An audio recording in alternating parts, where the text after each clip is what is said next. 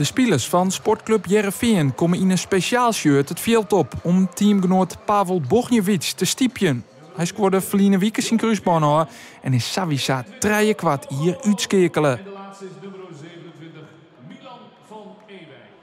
Heerenveen beziekt in de openingsfase druk te krijgen op de verdediging van tegenstander Lecce. Dat speelt in de Italiaanse Serie B.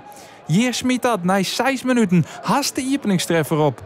Maar het rent voor de Italiaan, maar krijgt goed hoor. De eerste kans van Lecce ontstaat na een liedsketier. Maar keeper Erwin Mulder kan redden. We zoeken bij hem de baan om de jerm. Hij is namelijk de nieuwe aanvoerder van sportclub Heerenveen. De trainer pakte me van de week apart. En die kondigde dat hij graag wou dat ik zijn aanvoerder wou worden. En jij zei? Nou, jij hebt gezien wat ik gezegd heb, toch? Dat is eigenlijk wel vanuit het afgelopen seizoen en ook naar nu kijkend vind ik dat hij de voorbereiding gewoon heel erg goed doet. En pakt zijn verantwoordelijkheden. En dat bevalt me heel erg goed. Dus mooi dat Erwin aanvoerder is geworden en we gaan nu weer verder. Daar hoef ik niet over na te denken. Ik weet wat voor een rol ik heb binnen de selectie. Dus daar zeg ik zeker geen nee tegen en daar loop ik zeker niet voor weg. Mulder kan likwijls net voorkomen dat Lecce op voorsprong komt. De corner wordt bijzonder knap inkopt door Massimo Coda, de spits van Lecce. Rami Kaib wordt hinderen in de 16. Hij verliest dan het kopduel, waardoor het na 14 minuten 1-0 wordt voor Lecce. Daarna is het even schrikken als Ibrahim Drezevicic op de groen leidt. Hij liet het blesseren en het kennen de veersters die tussen Ekkel Bogniewicz kwijtrekken de net bijbroeken. Drezevicic mat eruit en wordt vervangen door Siep van Ottelen. Nou, ik schrik niet zo snel hoor.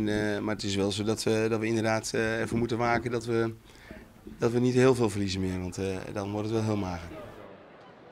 Nevens de eerste berichten liet het de tatten vallen met Drezevicic. En hij zorgt vanuit de zijkant dat zijn ploeg op Liekense hichten komt. Joey Veerman zet de onval zelfs op en maakt het beheerst door.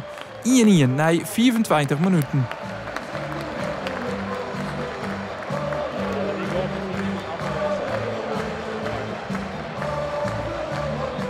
En na 26 minuten staat het weer gelijk. 1-1 door de goal van onze nummer 20, Joey.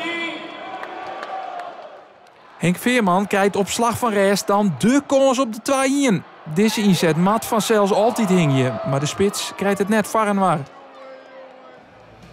Dan is het skoft en intussen binnen de hemelpraten zet. Het rijdt Tiergehut en daarna is Tongerut het hek boven het Abelenstra stadion. Er wordt nog wel uitrapen voor de tweede helte, maar al na 14 seconden staakt de skiertjochter de wedstrijd. Die wordt ook net meer uitspelen en zou eindigen de laatste oefenwedstrijd van Heerenveen na 1 helte en 14 seconden. Nou ja, dat is gewoon hartstikke vervelend. Ik bedoel, de tweede helft wil je eigenlijk een aantal dingen verbeteren. En eigenlijk de puntjes op die zitten daarin wat we de eerste helft een beetje nagelaten hebben. Maar goed, het is gewoon heel jammer. Dat is wel heel vervelend, ja. De laatste wedstrijd voor de start, daar wil je gewoon een goed gevoel aan overhouden. En 90 minuten in de benen hebben voor aankomende vrijdag. Alleen, het is bij 45 gebleven helaas. Vreed begint voor de ploeg van Johnny Jansen de Eredivisie. Mijn uitwedstrijd tegen promovendus Go Ahead Eagles.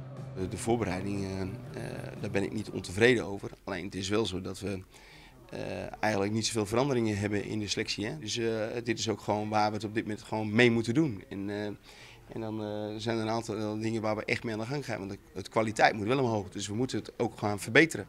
Hè? Want het blijft wel voorop staan dat we een stap willen maken. Nou ja, en dat wordt heel interessant. Nou, we maken stappen. Zeker weten. Dus ik ben zeer positief over hoe we het doen.